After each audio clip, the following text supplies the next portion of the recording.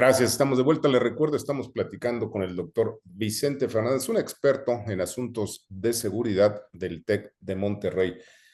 Doctor Vicente Fernández, hay otro tema que preocupa a muchos mexicanos, a pesar de que el presidente pues parece que no es un tema de su interés, y es la violencia.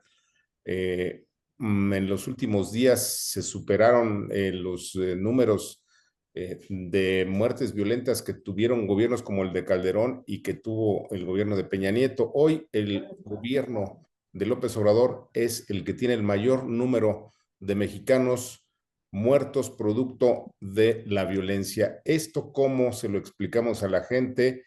El presidente dice que su estrategia de abrazos y no balazos va a seguir, a pesar de que, pues, esto, según los números, es un fracaso en todos los rubros. Efectivamente, digo, desafortunadamente es un ejemplo más de los fracasos del actual gobierno, ¿no? De las políticas diseñadas o la falta de políticas para poder resolver o por lo menos paliar un tanto, sentar las bases para resolver. Sabemos que evidentemente en un sexenio no se resuelve al 100% un problema tan grave como es la inseguridad que venimos arrastrando de los últimos gobiernos, pero tampoco se han sentado las bases para que eso suceda, ¿no?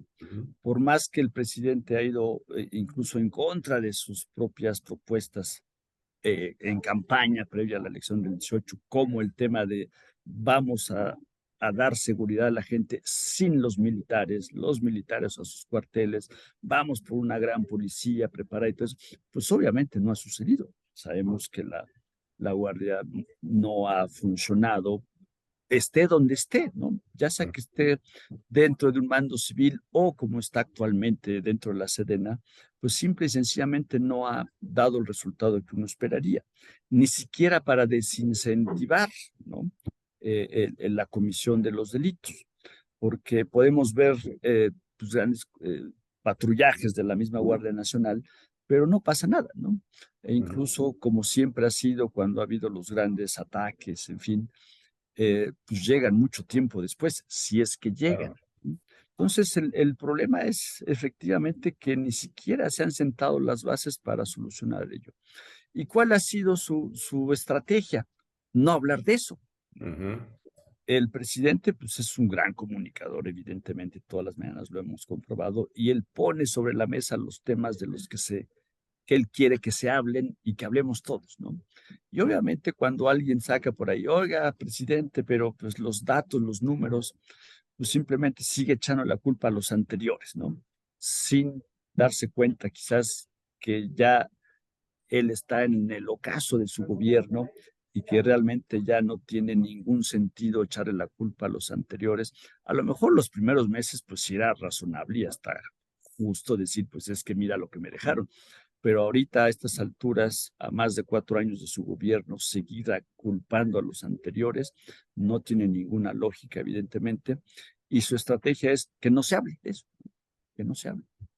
Parece que hay pues una especie como de alianza entre el gobierno y grupos criminales.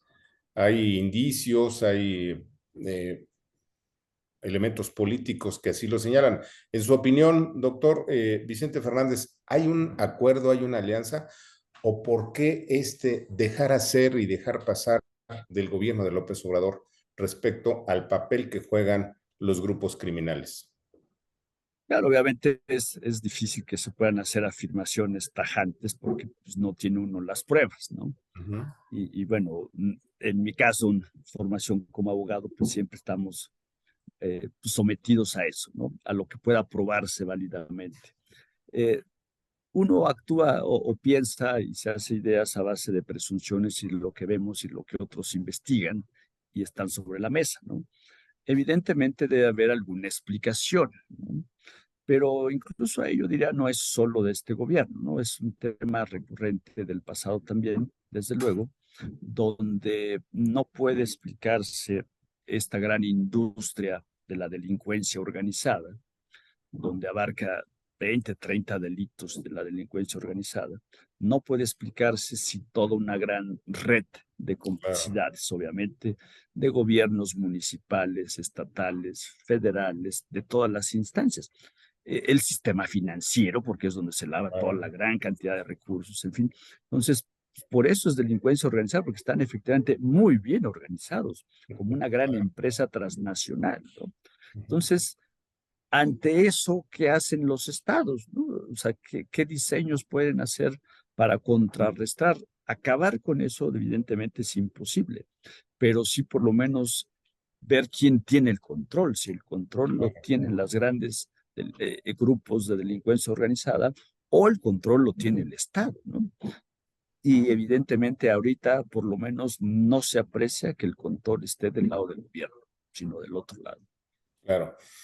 Doctor, hablaba usted hace un momento de la militarización. Si revisamos lo que pasa en los países democráticos, en ninguno hay una militarización como esta, con la que vivimos en México, en donde los militares están hasta en la sopa. Pero también es cierto que en gobiernos autoritarios, bueno, pues estas tiranías son soportadas por los militares. ¿Cómo le explicamos a la audiencia esto que pues era impensable? El propio presidente prometió que militares y marinos regresarían a sus cuarteles, ocurre todo lo contrario y ya empieza a aparecer una pregunta: ¿qué va a pasar después si es que pues hay otro presidente? ¿Quién va a ser el valiente de regresar a los militares y a los marinos a sus cuarteles después de haber abierto las puertas de par en par y de dejar hacer también manos libres en el caso de estos pues institutos o instituciones que tenían mucho respeto y que hoy pues al parecer ya no tanto? Doctor. Pues efectivamente, la premisa es esto último que decía Ricardo, en el sentido de aprovechar quizás esa gran imagen que tenía o quizás siga teniendo en algunos sectores el ejército como tal, ¿no? Decir, bueno, pues, ellos sí trabajan, ellos son no incorruptibles, pero más difíciles de corromper por la forma en la que funcionan sus estructuras y vamos a aprovecharlas, ¿no? Quizás ese fue el punto de partida, pero obviamente se ha ido llevando al extremo donde ya no es solo el tema de la seguridad, ¿no? De que el ejército está haciendo labores para las que no está preparada, que son labores de policía, ¿no? La formación que tiene un militar es obviamente muy diferente a la que debe tener la policía que está encargada de la seguridad pública, la seguridad ciudadana, ¿no? Y obviamente por eso a veces vemos los retenes donde ellos, si no se paran, disparan. ¿Y cuáles derechos humanos? No tienen esa Claro. formación, no podemos culpar del todo al ejército si no se les ha dado las bases, la formación para ese tipo de actividades.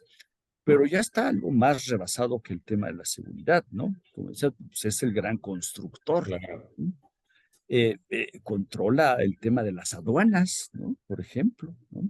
Son sectores donde evidentemente el poder económico que ha ido adquiriendo el ejército es desmesurado. Y se dice que el presidente lo está haciendo con la finalidad de que una vez que termine él su mandato, pues el que llegue difícilmente se atreva a quitarle todo ese nicho que le está dando al ejército, ¿no? El tema es hasta dónde el ejército puede sí someterse a la fuerza de un presidente o presidenta de la República o ellos tomen el mando total, ¿no? Se les ha ido Claro. cediendo poder, pero hasta qué punto van a seguir sometiéndose a quien detente ese poder. Y eso es lo delicado, ¿no? El que después va a ser efectivamente muy difícil dar marcha atrás, ¿no? Muy bien, se nos terminó el tiempo, doctor Vicente Fernández. En otro momento seguimos platicando. Gracias. Un gusto, Ricardo. Saludos. ¿Qué le parece una estupenda conversación? No se vaya, tenemos más.